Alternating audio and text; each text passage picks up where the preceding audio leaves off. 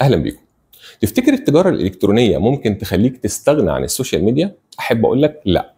التجاره الالكترونيه مش بديل للتواجد على السوشيال ميديا، بالعكس التسويق لمتجرك وللبزنس بتاعك على السوشيال ميديا بيكمل نجاح تجارتك الالكترونيه، وده لاكتر من سبب هقول لك عليهم في الفيديو ده. اول حاجه ان التسويق لتجارتك الالكترونيه على السوشيال ميديا بيدي لك فرصه توصل لملايين من العملاء في وقت قصير، وده لان مستخدمين السوشيال ميديا كل يوم بيزيدوا وبتزيد معاهم فرصتك علشان تكون مجتمع خاص بيك تسوق لهم منتجاتك او خدماتك. رقم اتنين، اكيد عارف ان جزء كبير جدا من عملائك بيقضوه في تصفح منصات السوشيال ميديا، ووجودك على المنصات دي بجانب متجرك الالكتروني هيخليك طول الوقت قدامهم، وبالتالي يوم ما يفكروا يشتروا هتبقى انت اول اختياراتهم. تالت حاجة إن أنواع المحتوى على السوشيال ميديا كتيرة ومختلفة، وده بيديلك مساحة أكبر للإبداع وابتكار أفكار جديدة لحملاتك التسويقية تميزك عن المنافسين.